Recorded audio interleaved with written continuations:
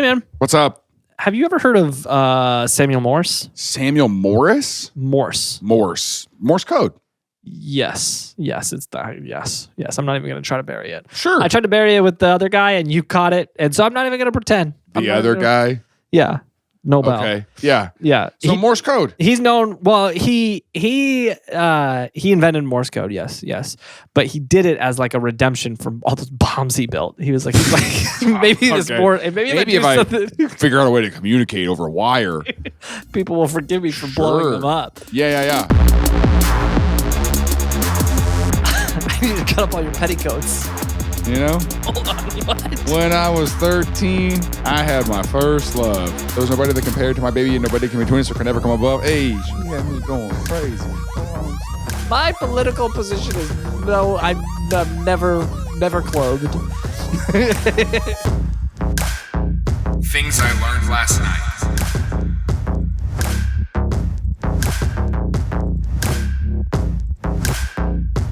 Now this is him. This is Samuel Morse. Oh wow, very well decorated. Yeah, this is him when he was young and hot. Yeah. See, and I think I've been researching a bunch of these old guys now, and I think one thing I'm realizing we should start dressing like this again. Yeah, like that scarf thing.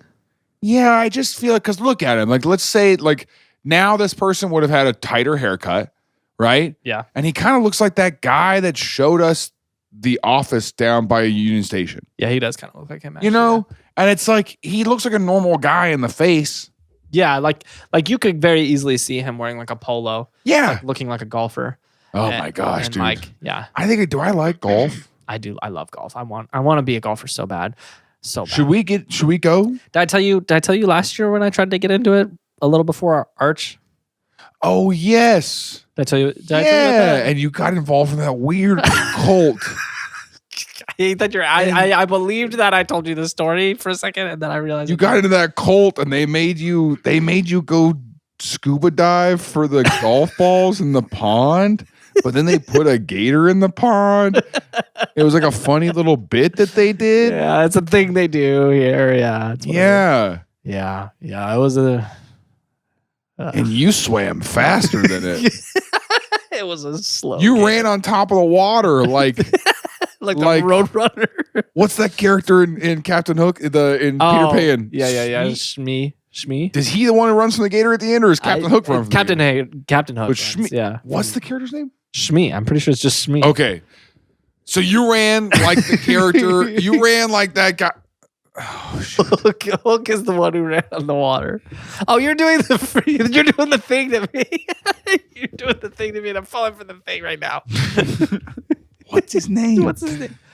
No, I got into it. I went and I was hitting around the driving range for a few weeks. Yeah. I've got a set from high school that I bought at a garage sale, but it was an incomplete set.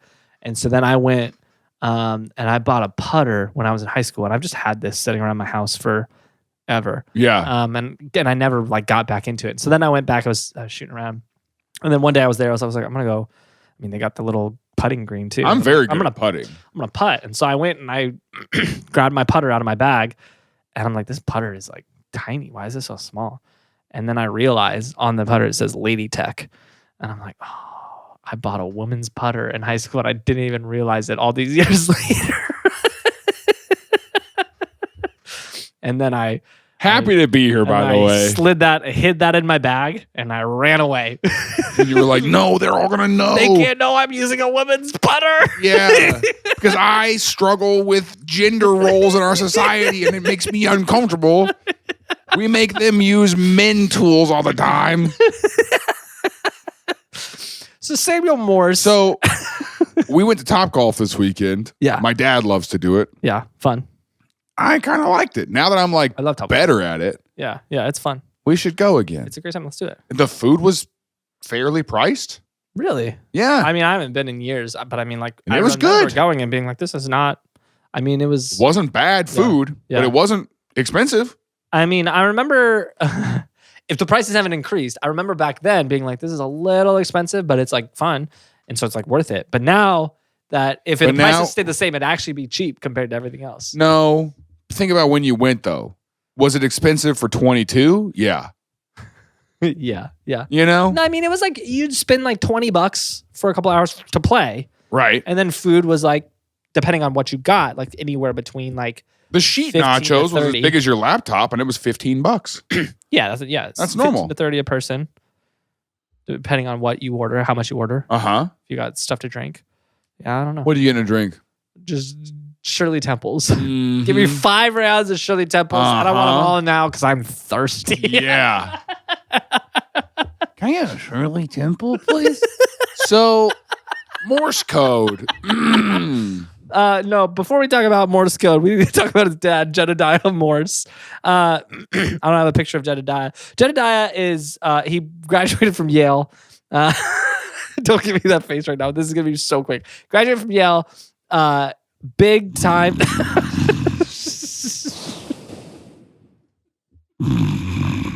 Tim loves to do this thing where we talk about a topic and then he wants to spend half an hour on the guy's I dad. didn't spend and half I an hour think on it's his Tim's dad. daddy issues. I think Tim just is obsessed with dads. Spend half an hour he on goes, his well, dad. if this guy was so impressive, it's probably because his dad was impressive, And right? it usually is. It usually is his dad's fault. Yeah.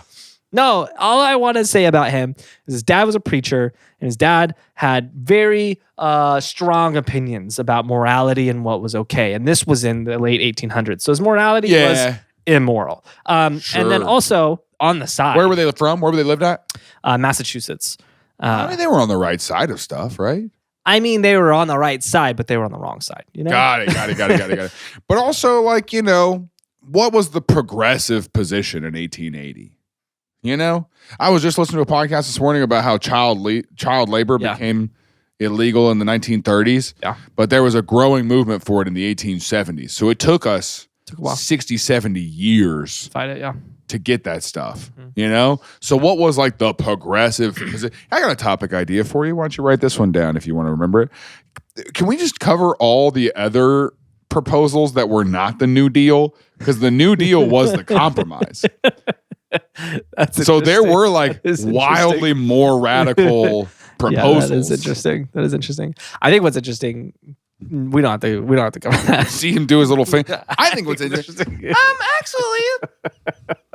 I think what's interesting. But also his dad, Jedediah, on the side, he was this preacher. But on the side, he was the father of American geography, and so this is one of his maps. Okay. And I don't Father of American geography? Sure, whatever that means. like the mid 1800s. He's like mapping the the United Great States. Lakes are weird, but okay. Yeah, but I mean it's like close, you know? Like it's It's close until you see the West, and then you just go, he was just it was guessing. just like it's something like this. He was just guessing. It is crazy they something got that little peninsula for Mexico, right? Yeah. I mean, like, it looks like the eastern side pretty close. I mean, this really does look like those like, Kinda viral nailed it. videos where it's like draw America from memory, and it's like this is the good one. This is the one where Draw someone drew it America from memory. Yeah, this is like, Yeah. oh yeah, this guy got it pretty close. Yeah, he got pretty close. Yeah, but It's definitely not to scale. Arkansas, Oklahoma's huge. yeah. Yeah. Yeah, and I mean this is before like a lot of states too, so like the layout is True. weird. You don't really know where all the rivers go. Yeah. But this was in textbooks for decades. Like this was like what we taught kids America looked like. 'Cause, you know, it was We didn't know. close enough. Yeah. And so Samuel grew up in this household, the geographer preacher, and his dad Yale educated. So kind of the picture I'm trying to paint here, very like strict, like academic, and then also strict morally. Okay. So Samuel comes up in this world, and his dad really wants him to go to Harvard, like so bad. He's like, I want you to go to Harvard. Yeah. I want you to go to Harvard. So Everyone bad. wanted to go to Harvard at that time too, Yeah, you know. he's like, I want you to get a good education. I want you to learn something valuable, and then build a career for yourself. And Samuel's like, I want to do art. And his dad's like, no. And so his dad's like stifling his dreams of being an artist. And eventually, after years and years of like combat on the subject, his dad finally agrees. Fine, I'll let you go to France, or no, London. I'll let you go to London, and I'll let you learn art. And so he goes to art school in London right as the War of 1812 was kicking off, which I feel like we named that wrong. I don't think the War of 1812 should be called. I think it should be called the Second American Revolution. And I'm gonna I just feel like we didn't like. Cause you know anything about the War of 1812? Yeah, I feel like I know several things about it. What do you know? I know that it was in 1812. Yeah, probably the biggest thing I know about it. I feel like the War of 1812, like it. I don't think it was very. I feel like that name's not very clear about what's happening, and I do feel like it was the war that made America like free. Like I feel like we won the revolution. I need you to know that all of the and then 1800s, the only understanding I have of it is Silver Dollar City. And so, like, if we picture the 1800s at all, I just go, yeah, which is not fair because Silver Dollar City is definitely like 1880s, 1890s. Yeah, pretty late. It'd be like if I was like, everything I know about the 1900s is the 90s. It is 95 on. You know, and I just didn't know about World War II and stuff. Yeah. So he's there. He's in London, and so we're fighting a war against them. Okay. And he's there, but he's also like, so he's experiencing a weird, different perception of the war because he's in a different place, like he's in the enemy's side of the war. But also, something interesting is happening because he was very interested in art, but in the U.S. at this time, art wasn't really a thing. Like there were artists, but there was nobody that was like putting out prolific stuff. Where in Europe, art was like everywhere. Years of history. They're doing art. And so he's in the Louvre and he's just like, this is amazing. Like this art is so good. And he's like, I wish people back home could know what art could be because they couldn't. Like no one there knew what art could be. So he was like, I want to. Okay. He's like, most people don't have the access. They don't have the ability to get out here and see this. Yeah, like, yeah, so I would that's like true. to create. But like, I feel like people knew what art was. I mean, they knew what art was, but they didn't know like how good it could be. It's kind of like how you know what a song is, but you don't know what they sound like. Right, Blair? She knows the songs exist. Yeah, she can tell you about but her dumb little brain. She has her dumb little brain can't hear I heard you say the dumb part. Don't worry about it. Don't worry about it. She can tell you everything about it. She knows music theory really well. She like really understands music, but she's really been trying to hear it. She's trying to hear it, and so she can tell you why. So she's like the kid at the end of Polar Express. Yeah, she just sit there. She's like, I know exactly how this works. Hear the music and why it's so special. Sure. But I can't. This is hear a good bit. So keep going. So he says, I'm gonna do something about that problem. And so he basically locks himself in the Louvre. I don't know how he gets away with this, but he spends months in the Louvre just walking around with an easel, painting what he calls the Museum of the Louvre. And so he paints a painting of the paintings at the Louvre.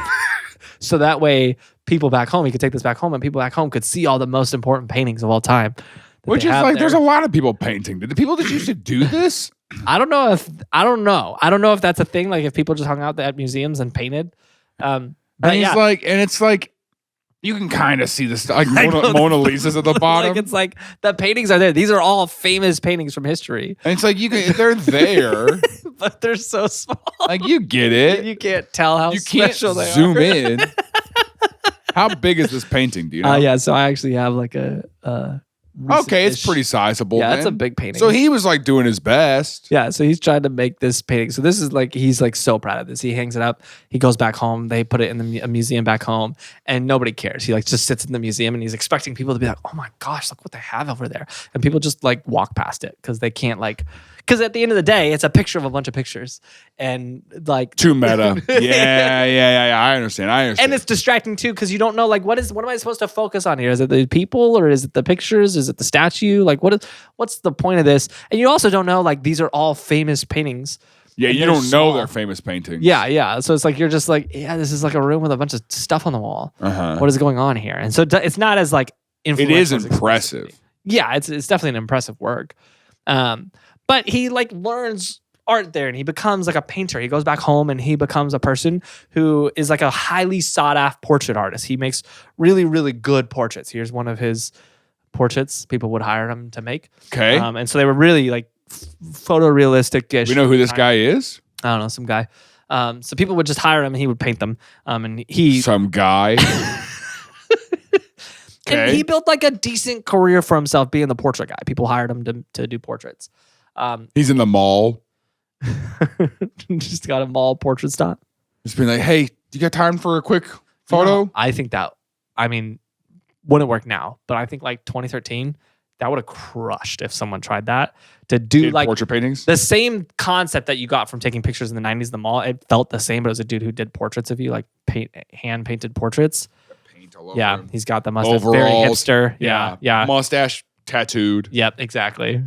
All those people who tattooed the mustaches on themselves, they still have them. It's so funny. In 2026, Well, they not all still the- have them. Not all the time, because that spot, like that fades pretty.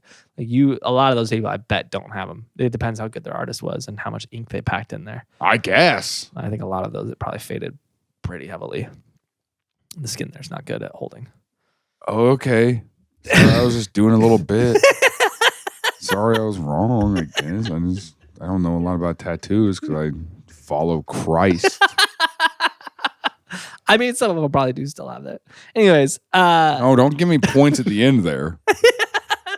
so he's traveling the world doing portraits now. Yeah, it would have crushed in 2013 to be across from the food court. You know, because what was at the food court in 2013? Sbarro. Orange Julius. Orange Julius, a nameless Chinese I was in restaurant. Vegas and I saw a standalone Sbarro. Wild. Like brick Like and mortar, a full building. Building Sbarro. That's crazy. pretty cool. That's crazy. Just a generic Chinese restaurant. Yep. And then a Subway probably. Yeah. Like and a Taco Bell then sometimes. Maybe. Yeah. Yep. Yeah. I'm trying to think what else you would have.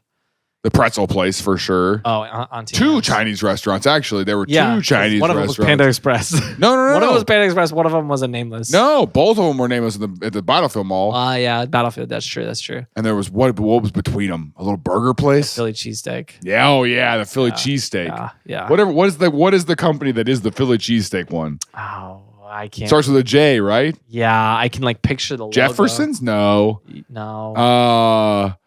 What's the Philly cheesesteak in the food court? Oh no. Googling it right now? I don't know. Food court Philly cheesesteak. Charlie's. Oh, Charlie's. Yep. Yep, because it's the red logo. Mm-hmm. Charlie's. That's good. I searched food court with a PH. Hey, they've got You that. searched PHOOD. You searched food court with a P. What are you talking about? You I was searched, thinking Philly I cheesesteak. searched food court with a PH. I was thinking Philly cheesesteak, but I did. Food court. Hey, they got one of those at the mall over here. Should we go? No. Should we go get some At the chums? Independence Mall. Yeah, dude, let's get some bulletproof vests and go over for That some mall Philly is cheesesteaks. basically vacant. That's crazy that they have anything in the food court. That is crazy. Okay. So he was traveling. They I also said have a guy who will paint your portrait. I shouldn't say traveling worldwide. He was traveling the East Coast and London. Okay. Doing portraits for people. And he was building like a moderately successful career for himself as a portrait painter. The thing is, like, he didn't want to do portraits. He wanted to do like influential works of art, but like he never was able to like achieve any of that. Uh-huh. Meanwhile, he is on a ship on the way back home from London one year. And while he's on this ship, he meets a guy by the name of Joseph Henry. And Joseph Henry was a frontier school teacher turned like a professor. And while he was teaching, he taught a lot of different things, but was a science teacher. And he was teaching about electromagnetism. And the concept of electromagnetism, if you don't know, if you have a metal cylinder and you wrap it in a wire and you send a current through that wire, it essentially creates a magnet. And there's a magnetic field around it, and you can get whatever direction you face that, you can get both sides of the magnet. Uh-huh. And he was teaching about this concept to his class, and he wanted to like show how powerful these could be, but it was kind of theoretical at the time because the only wires that existed were copper wires, and if you packed them too close to each other, they would short circuit, and so the current would travel from one end of the wire to the other or travel like jump the wire up Right, instead of traveling all the way through, because we hadn't figured out how to insulate them. Right. And so he was like, theoretically, we can make these much stronger if we could figure out how to do that. And then one day he was like, oh, wait, I wonder if I could do that. So he went home and he talked to his wife and he said, hey, I need you to cut up all your petticoats. And she was like, this is what? Morse. No. This is Joseph Henry. This is, Joseph Henry. Okay. He's like, hey, I need you to cut up all your petticoats. And she's like, what? And he's like, I'm going to cut up all your coats. And so she's like, I guess you can have my old Say it ones. again and it'll really crush. I need you to cut up all your petticoats. And she's like, what? And he's like, I need you to cut up all your coats. And she's like, okay. And so then, you want me to try one more time? Maybe try it. Maybe run it back. Okay, so he goes to his wife and he says, Got her petticoats. Hey, we just reduced the price of our Patreon to $6.99 a month. That's one price for everybody. You get all the perks. You get the live hangouts. You get to join the Discord. You get early access. Whichever reason you're joining for, we wanted to make it one price because I hate that everything in the world is going up in price. And so we wanted to make this a little bit more affordable for everyone to do. And so, but also, the other goal is that more of you join it so that we can keep funding the show. I mean, like, we're, how do I say that? That sounds like we're poor, and we are. We are. And no, but if you can't join us on Patreon, no worries at all. Another way to support the show is by sharing it. Please tell somebody you like the show, and thanks for being here for this episode. so he goes to his wife. So he goes to his wife, cuts all her all petticoats, her and she's like, petticoats. what? And so, And he's like, I need you to cut up your coats. he cuts up all her coats, and She's makes like, what? You know how you can get stuck in a loop? It's crazy because it feels like the coil in your brain is not insulated well enough that it just jumps instead of runs. Yeah. So he goes to his wife. It says, I need to cut up your petticoats. She's like, what? And he's like, says, I need to cut up your coats. So she lets him do it. Okay. He cuts up all his wife's coats and he makes insulation, like the first insulated copper wire. And he discovers that when you do that, you can pack this in so much tighter on this coil. And he makes an electromagnet that is packed in so tight, it's capable of lifting 1,500 pounds. And so he's like, means capable of lifting 1,500 through a magnet. So he could have a piece of metal that's 1,500 pounds and that magnet could lift it. It was so powerful. And how big was it? I mean, it was a big electromagnet. Yeah. And so, because it's like the way an electromagnet works is if the current's running through it, the magnetism is on. If you cut off the current, the magnetism turns off. And so you can like pick stuff up and move it and drop it. And so he's like, this is so great for class. So he starts showing his class that it's super fun. And then he realizes he is working in a university that's like not like a major well-known university. It's kind of like Iowa State. Kinda. I don't know exactly where he's at, but I do know most of the population are farmers. And so like, these farm kids are not like engaging with his subject matter very well. And so he's like, I think they're like, make it pick up cows. And he's like, well, first of all, that's ranchers. First of all, that's not what you do. You are a farmer. Yeah, you guys need seeds. It is pretty crazy at that time. Like 95% of the country. Yeah, farmers. So like the Dust Bowl, I think. Yeah, just crazy. And so he says, I know what I'll do. I know what I'll do. These kids keep getting distracted. They're on their phones. I want to be able to teach, and I can't. And so what I'm going to do is I'm going to get an anvil. I'm going to put this anvil in class. I'm going to magnetize it, and then it'll be hanging up above. And when I feel like people aren't paying attention, I'll just cut the current. So he just dropping an anvil on your class? Yeah, he's just dropping an anvil. And so obviously, like, this is a big piece of metal. It's like, gong. And then like he turns it back on and sucks it back up. And he's like, now that I got your attention. And then he just keeps going on with his lecture. Like, that's how he taught. And he is a through and through academic. And so he's just trying to like discover what he can do with this. And so he's constantly doing experiments with this electromagnetic field and like with different magnetism and running these wires and things like that. And so he builds like a repeater so he can actually have like a battery that's outside of And the this is classroom. all Joseph Henry, by the way. Yeah, yeah. And he's like, what if there's a battery outside the classroom and I can connect it? So he has a battery that's a mile away because he's just like, how far can I get this to stretch? And he has like repeaters in the middle of it that's pushing the current further along and things like that. So like he is just like really studying, but kind of just playing with electricity to see like what he can do with it, and teaching his class. I also love doing that. playing with electricity.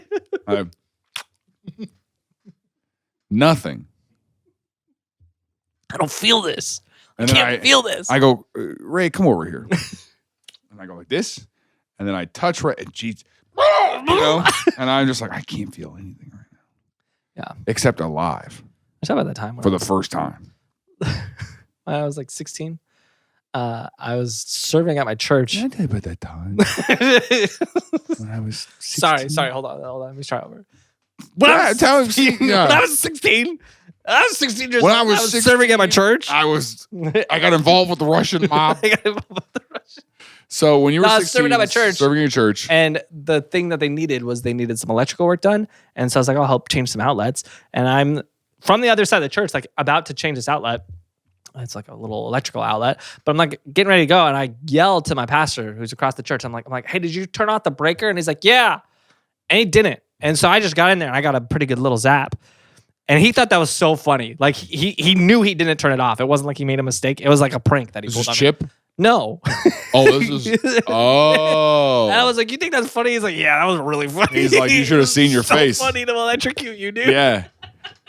You've been in a coma for 8 months. Kind of funny. Pretty good. Yeah, I played this really good Got prank on really the 16-year-old kid. 2 pranks, really, and both the same level of prank.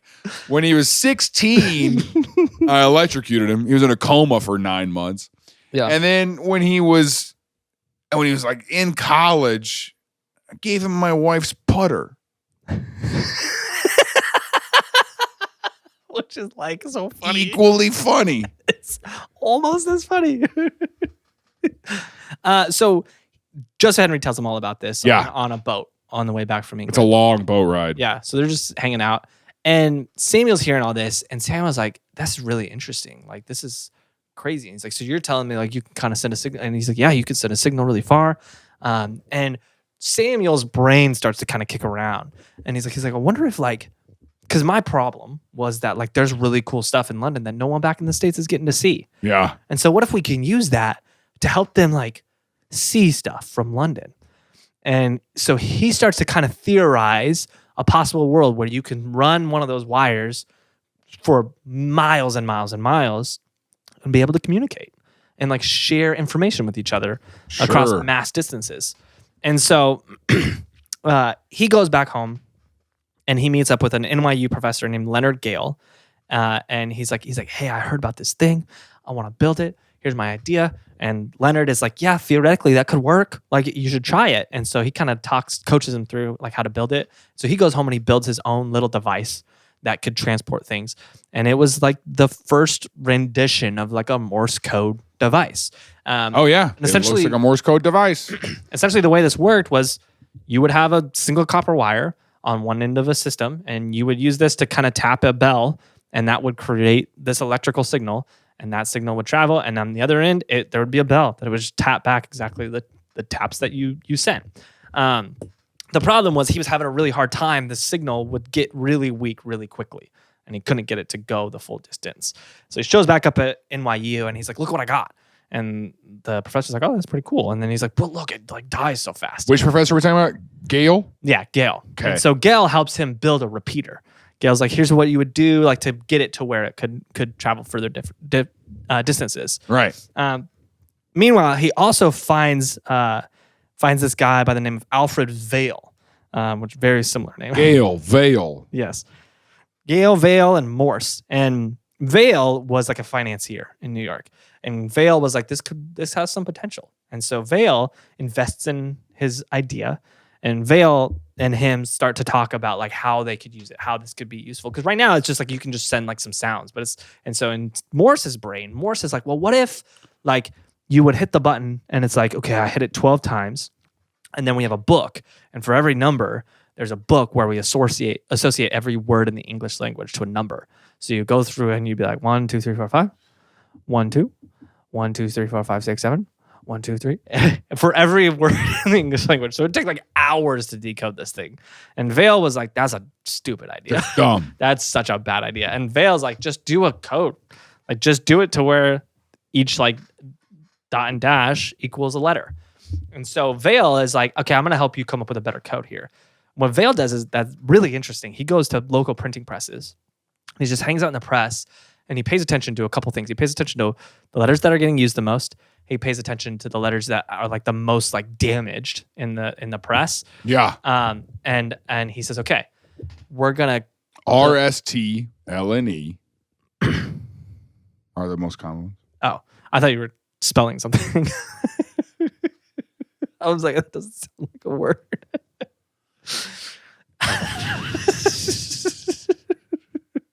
So Yeah, I was spelling food court. RSTLNE, that spells food court, right? So they come up with what ends up becoming Morse code. And the way they did it is the easiest letters were the ones that were the most used letters. Right. And so they're just dots and dashes. The way it is a dot is a quick signal, a dash is a long held signal, and they all establish a different letter in the alphabet. And so they were doing these tests where they were interpreting these different messages back and forth between each other, and this was working pretty well. And so they essentially had this proof of concept, and they knew, okay, if we want this to actually be successful, we need to build a sample for this. And so he says, I want to actually go to the U.S. government and I want to ask them for $30,000, which adjusted for inflation is about $1 million today. And he says, I want to build a telegraph line from, I think it was New York to Baltimore.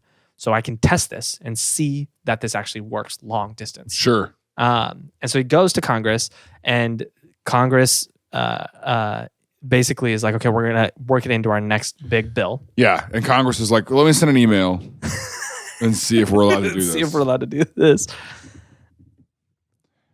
Chatbot says it's good to go. Chatbot says, great idea. This has never been thought of. You're a revolutionary thinker. It was Washington. And honestly, that's the difference. So in 1843, Senate convenes to go over their next their budget for the next year. In which year are we talking? 1843. Got it. And the line was actually Washington to Baltimore. So misspoke there. But Washington to Baltimore. Way closer. Yeah. Say yeah like I'm wrong. Yeah.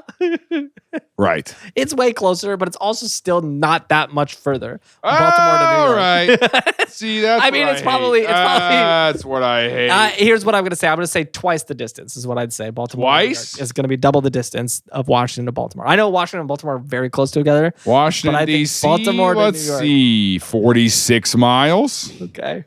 I think I feel like that's possible. Maybe it's about 100. What is it? They're close. Oh my gosh. Apple made maps unusable. They made everything unusable. Unusable. Holy cow, dude. That's crazy. It just freezes up. That's so nuts. So 46 miles, 1 hour. So Baltimore to Washington, D.C., 46 miles. Yeah. All right. And you're guessing double? I think it's probably close to double. Maybe 100. It might be 100. I'll say double. So that's 92 miles. Yeah. Great. What is it? 188. Dang. So quadruple. So like a lot more. Frag. So like, Okay, whatever. Fine. So it would have been way more expensive. Anyways, Washington to Baltimore was the proposal. They said we'll put it in our next funding bill. Yeah. But that year, the funding bill was highly contested. And so they convene to go over the bill. He shows up in Washington. He's sitting in like the gallery of the Senate floor, like listening to the debates. And they're like heavily combating over this. He's got a senator that he's like in cahoots with. And so the senator's like, we're going to argue we're going to get you in. And then he comes to him late in the evening that night, and it has to close at midnight. And he comes to him, he's like, Sammy, I don't know, man. I don't think this is going to happen. Like, we're spending so much time on all this stuff. I don't think we're even going to get to your thing. And he's like, I think you should just go home. I don't think it's going to happen. yeah, you should make the And so It's a long drive back. So Sam leaves dejected, goes back to the hotel, very upset about what's happening. And the daughter of that friend, her name's Annie Ellsworth, the next day, he meets up, or he runs into her at like a local diner or something. Sure. And she's very excited to see him. And he's dejected. And she is the one who actually tells him the news. Hey, at midnight last night, right as the bell tolled, they got it through. You got your $30,000 funding. And he is speechless because he did not expect it to happen. What ended up happening, they argued. And then the last 30 minutes, they just skyrocketed through all the last budget issues. Like, okay. Vote, yeah, it's vote, kind of like vote, whenever vote. it's kind of like whenever you waste a lot of time on an episode, and then right before the end, you sneak in like, yeah, CIA, ghosts, aliens, ha ha ha ha. All right, fiddle off. You know, like that's like you do that at the end. So You're like, so his dad, who's got hairy arms and big biceps and is very impressive. And then also, here's the thing he did. All right, cool. So But the main thing is his dad is hot. So he's so excited about this news that he tells Annie, he says, hey, he says, look, I'm so pumped that you told me this. So pumped, in fact, that I'm going to let you send the first message when we build this thing. So he gets to work. They start building it. And what's interesting is their original plan was to run this underground in lead pipes. But they were having problems with conductivity because it's lead pipes. Right. And so like they couldn't get that insulation to work right. And they ended up pivoting halfway through the project to do overhead wires. Yeah. So it's really interesting to think about, like, if they could have figured that out, what the world would have been like, because we crossed the country in power lines and telegraph wires because they couldn't solve that problem. Right. And now they can. Yeah. Now there's no need for us to have those Because stuff. of plastic. Right. But for real, I mean, like now. But it's really interesting to think like that. You think it's possible in our lifetime we'll get rid of all these telephone poles and stuff? Because I think it's the infrastructure is safer underground. Yeah, it's definitely. That's a good question. I mean, not just safer as far as like safety. More. It costs more, but I'm saying like when storms come through. Yeah, you don't have to worry about those going. You know. I don't know actually. I don't know. I wonder.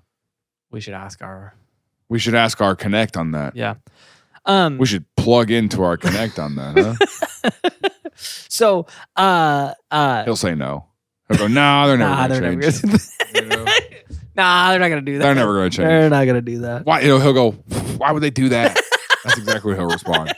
I'm like, well, I mean, like long term, he goes, they're not going to do that. So dumb. Yeah. You guys are so stupid. You guys are stupid. You guys are the dumbest Yeah, people I I've ever remember met. being young and I remember being naive. so stupid. Yeah. I remember being such a dumb You think person. he still listens to this? He listened for a little while. Maybe he gave up. He might have. I don't know. I don't know. He hasn't mentioned anything to us recently. I know. It makes me think he's not listening to it. Anyways, so they build the line and they end up, let me see if I can get the What's date. the first message? 1844. Okay. They run the first test, and the idea of the test was we're going to run it one way, and then we're going to run the exact same message back. Okay. And so they sit down to do the test. He turns to Annie. She's there, and he says, what do you want to say? And she says, I want to say, what hath God wrought? And he's like, okay. What like, hath Okay. God wrought? And then it sends instantaneously from Washington to Baltimore. What was the first message that Zuck posted on Facebook? Do we know what the first Facebook post said? I don't know, but I've got a feeling it's not good. You don't think it's what hath God released on humanity? It was probably "Hello World." That's like a Yeah. common thing in like software developers. Hello, hot girls. I'm trying to meet through this new website I made. That's what I was gonna say. I bet that. I'm was the trying first. to rate women on this. Yeah, that's what I bet the first. 1 to 10, 9. Oh, the first thing was a picture of Al Pacino. Oh, with the. That was a picture of Al Pacino covered in binary code. All right, sure. Yeah, weird. So that message was actually a reference to Numbers chapter 23, which is the story of Balaam's donkey. Do you know this story? It's the weirdest story in the Bible by Tell far. it. If you don't know, Balaam's donkey is a story where this guy Balaam is riding his donkey, and the donkey's not doing what he wants because the donkey sees an angel, and the donkey's like, "There's an angel right there." He's like, there's an angel. But Balaam can't see it because he's not a holy man, and so he keeps hitting or a donkey. Turns out. So he keeps hitting that donkey, and 3 times, and then finally the angel, or what we then find out is the Lord, speaks through the donkey. The donkey turns around to Balaam and talks and goes, "Hey, what hast thou wrought?" No, he says, "What have I done to make you beat me 3 times?" And he argues with his donkey, and they go back and forth, and then finally his donkey's like, he's like, "I have been your noble steed for years. I'm a donkey." He says, have I been in the habit? He turns around, and this is like a lot of people didn't catch the reference because he turns around and he goes, "In the morning, I'm making waffles." The donkey sounds like a smoker because, like, I don't know if you've tried to do that, but it takes a toll on the vocal cords, you know. And so, like, they argue, and the donkey's like, finally like, "Have I not been good to you? Like, have I ever done this before? Is this a habit of mine to not do what you ask?" Mm-hmm. And Balaam's like, "No." And then when he says no, the angel like appears to him, and he kind of has this like Paul moment where he like turns to the Lord. In the next chapter, Balak, which is like he's a king of some nation. Doesn't matter. He's a king of a nation. He sends Balaam to go curse God's people, and when he goes to curse God's people, he realizes, because now he's one of God's people, he's like, I can't curse them, so he blesses them. And Balak is like, "What are you doing?" And he's like, I can't. I'm following what God told me to do. Right. And then he looks at the beautiful place that God created for his people, and he says, "What hath God wrought?" is what Balaam says. Sure. Because it's like, this is an amazing thing that God has done. And so that was the idea, is this is an amazing thing we've accomplished. We do appreciate you being here for TILLN Church this week. We do have a giving box that will be passed around.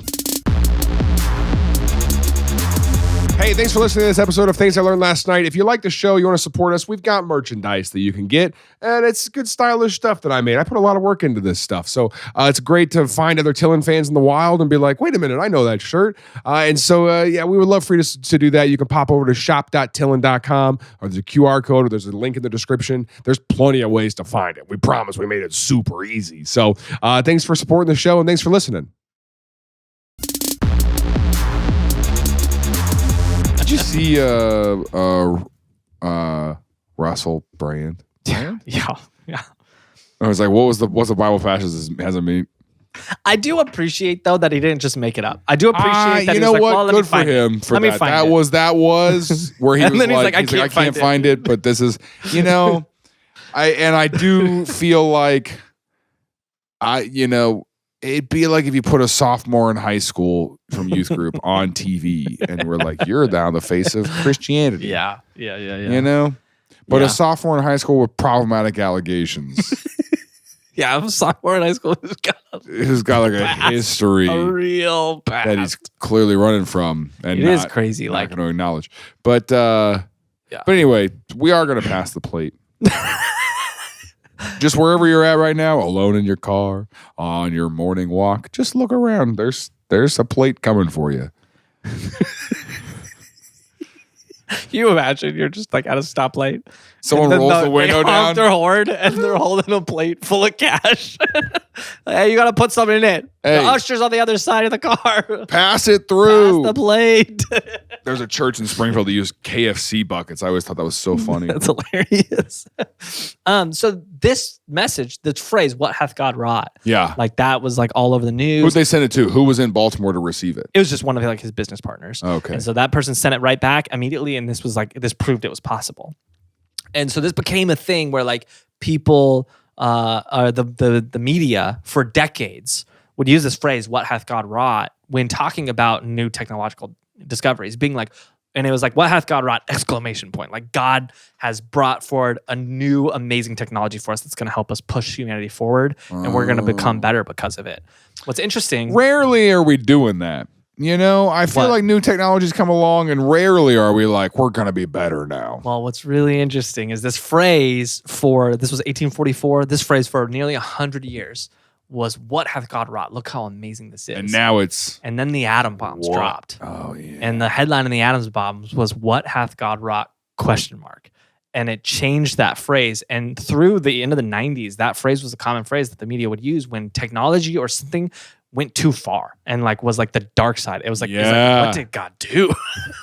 Really interesting, like change of that phrase there. And so next time you think about talking donkeys, think about that.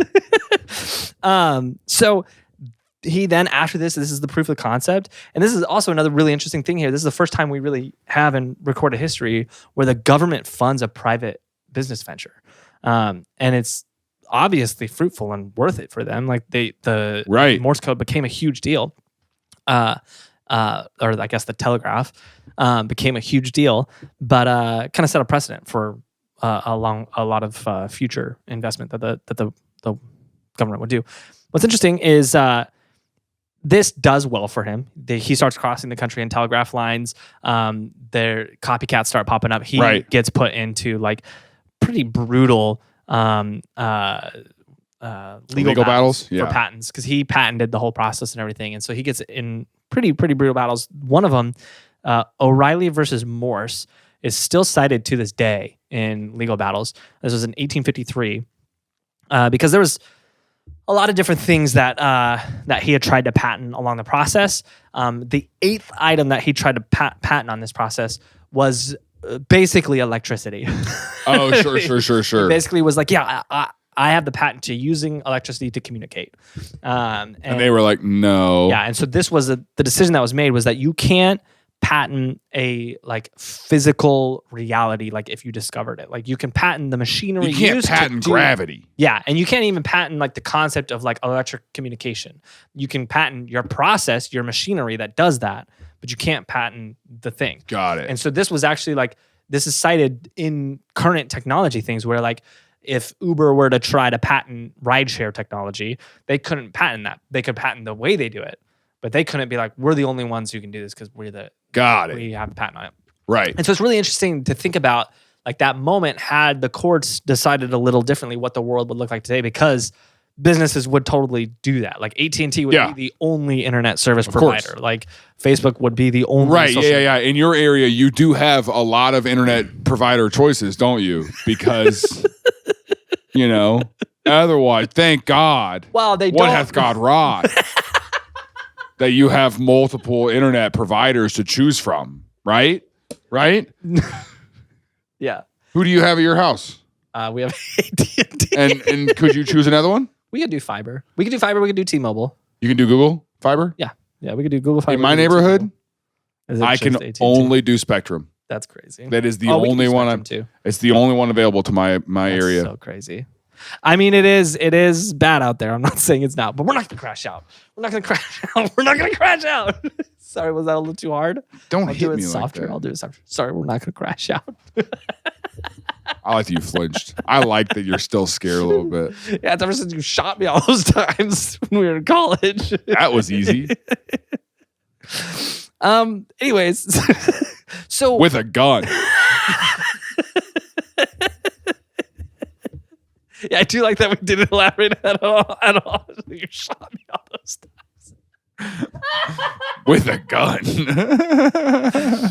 So here's the thing. Here's what's interesting about this. Sure. This changed the world in so many ways. Obviously, you can communicate overseas for the first time. Warfare changed. You How'd do they that run in war. those cables back then? How'd they do that? I guess I don't know. Maybe radio waves. Maybe they figured out how to do it with radio waves. Maybe I actually don't know how they did it overseas. Huh. They probably ran them underwater. Probably figured out a housing for it. Ran them. I really don't know. Anyways, the couple really interesting things. One, I didn't know this, but before Morse code, trains were pretty dangerous because they ran on like predetermined schedules. But if there was a delay, oh yeah, then you didn't know what was coming your way. yeah, and so there was head-on collisions all the time with Right. trains, and so this solved that problem because they could actually communicate, be like, okay, we're behind 5 minutes, Yeah. and then they could shift the schedules on trains. So it made train travel much safer, which made it cheaper, which made it available to more people. Same thing with ships. It made traveling overseas safer, cheaper because you could just communicate better. They had to have figured out how to do radio waves because like ships had it on there. Oh yeah. So it had to be radio. You're right. Yeah. I bet.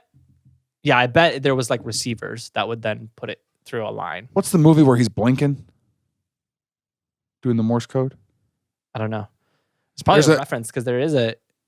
When did it come out? I guess Oh, you it know what is a movie reference to the real life guy, right? Yeah, in Vietnam there was a guy. Yeah. There's a guy who was maybe it was Vietnam. There was a war. It was a war. He's a around that area. POW. Yeah, POW, and they made him do like a propaganda video thing, But he was blinking Morse code of like, making torture. Because like the video was like they're treating us great. We're having a great time. We're having fun. We love these people. right. But and he was saying that by blinking torture. There's a movie, I think it's called Untraceable. Is that a movie? Look it up. It was a pretty crazy concept.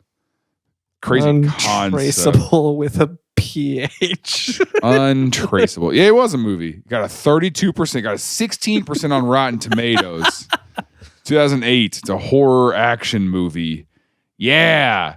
And Tom Hanks' son is in I was going to say, I was like, wait, is this Tom Hanks' son? Yeah. I never knew that this was Tom Hanks' son. Yeah, he's in Fargo. Fargo, yeah. Really good. I didn't know that this was his son. I never knew that. But yeah, you know, it's a website that the more people go to the website, the faster the person dies. It's a live stream. Interesting. So like, Interesting. you know, and they couldn't figure out. And then one of the guys who's in battery acid dying is Morse codes the address. Interesting. Yeah, well, I mean, I've never seen it. I've never even heard of it. It was a bad movie. I remember that. I was in 8th grade. What's interesting about all this? And I was like, there's not as many layers to this as maybe there should be. He ran for mayor in 1836 after he for Baltimore or New York? They're just so close. New York. He actually ran for mayor tell them of New apart. York. And he ran as the nativist candidate. And this goes back to his childhood. He learned this from his dad. He was a nativist, which was a kind of small... They don't wear clothes. I'm a nakedist. My political position is no, I'm never clothed. Put that in the intro, huh? Position. Him stumbling over my political position is no clothes. Did I send you that video of Tom DeLonge singing one of his songs, and it's just like the arc over time of like him singing the lyric And perfectly. then how now he just can't sing it? I don't think it's that he can't sing it. Because it is pretty fast, so there's a chance he can't really sing it. But as you go, like it slowly turns from he's singing the lyrics to like every couple words he just makes a sound to like this last one. He's just I'm not kidding. I'll show you in the after the film. He just goes. That's exactly. The other night, they were playing "Baby" by Justin Bieber. Yeah, and I didn't realize that I still know the whole rap part. You know? Hold on, what? When I was 13, I had my first love. There was nobody that compared to my baby, and nobody can between us or can never come above. Hey, she had me going crazy. I was starstruck. It's pretty good. Keep going. Nah. Do the whole thing. No, I Prove don't want it. to get copyrighted because I'm so good at it. So that good. It They'll be sounds like, the track. I'm this is really baby. good at it. That's crazy that you memorized. I had a couple Shirley Temples. That's And so you get me hopped up on Sprite and grenadine. And I will be I rap. singing "Baby" That's the thing. I rap when I get too much sugar in me. if I get going. So in 1936, he runs for mayor.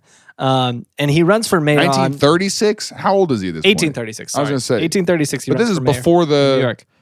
Yeah. Okay. And so he runs for mayor. And on his campaign, he runs from a campaign he got from his dad. And this was a lot of his political and moral beliefs. And the nativist position he had was that there should be no immigrants. And more importantly, there should be no Catholics. He said the Catholics are the problem in this country. If we stopped the Catholics from coming, then everything would be so much better. And I'm joking. so he was very strongly anti-Catholic, and he's like, they're all coming from overseas and they're ruining this country. We need to make sure that we don't let them in. The irony, See, nothing is new. yeah. And the irony of all this is he lost. I think he got like 1,400 votes, so he basically got nothing. And the irony of all this is his invention ended up making it really easy to immigrate to this country. And so like there was a big boom after the telegraph was invented. And so it's kind of funny that like he had this kind of. Oh, I guess also this is a thing where it's like this is now a universal code. the whole world knows Morse code. Yeah. So even if you don't speak the same language, it can well, you still have to spell gotta English translate it words. to Never English, mind. yeah. You still have to speak. Never mind. But it was groundbreaking. Would have been better if globally. you had for every word, you know.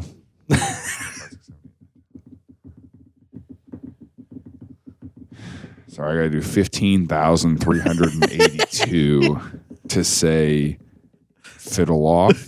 We're not ready yet. Oh, dang it. So most Cut that part. Cut that part. Most countries in the world were like, this is so significant. Yeah. Like this is one of the biggest discoveries we've ever had. And so he just starts getting showered with gifts from every other country. So like countries are sending him like gold, silver. They're sending him like amulets and statues. Some are sending him just outright money. He gets $30,000 in cash from England. And so like he's getting like all these something gifts. This guy. Yeah. And so he starts a business. His business does well. But the majority of his wealth comes from all these countries just giving him stuff. And so that's where this picture comes from. Like he was never a war person. He just got all these awards from all these different countries for like his scientific discovery. The irony of it is he didn't discover anything. Like literally none of like even when he started building this, like he had like it's just the John Henry guy. Yeah, right? John Henry discovered this. Vale and what was it? Hale? Gale. Vale and Gale perfected it. And then he got the government to fund it. But even the government, he got his friend to help the him government make the code. to make it happen. No, he got his friend in the government to get it past Senate. Yeah, but he had his other friend figure out which letters and Vale what the code's helped going with to the be. letters. Vale helped with the letters. Yeah. So like he really did very little of this. He did kind of like oversee it. But I mean, I guess that's no different than any business leader now. They don't do anything. And so he ends up in 1872, he dies of pneumonia, and he has an estate valued at $500,000 in 1872, which translates to about $13.4 million today. So really well. Or does really well for himself. And that technology, like it globalized our economy. Right. It made us more efficient. It was a major part of industrialization.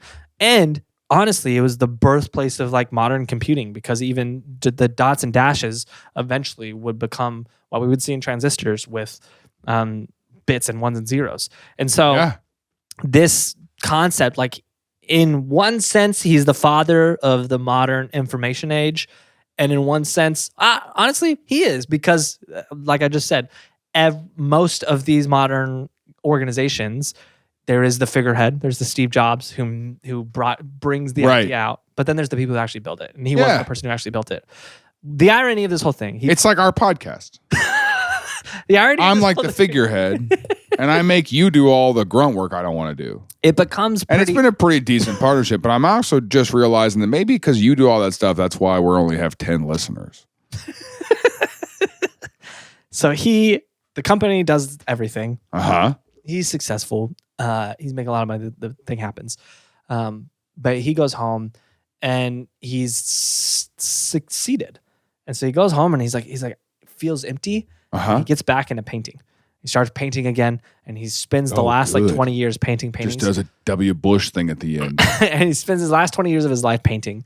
And the funny thing about this is I don't know if he lost it or what, but what we hear from written reports is that after he died, the executors of the will come to his house and they find all these like hundreds of paintings that he painted over the years. And they said they were so bad that they didn't even think that they could sell them. So they just threw them all away. And so all of these just got lost to time that potentially could have been really like famous works of art. Maybe. Because he was supposed to be. Yeah. Because all the people there were like, oh, this stuff sucks. So is the only painting that he has on display somewhere that one of the... Yeah, of all the other paintings. Yeah.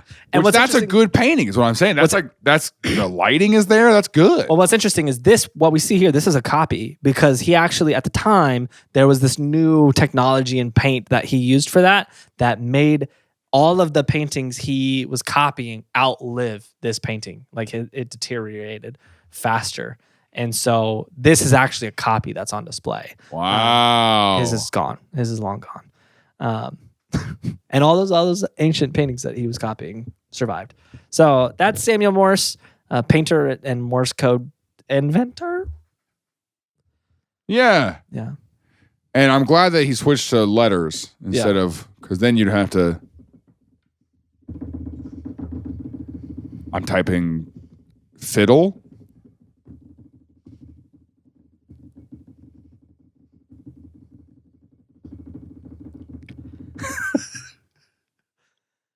Off.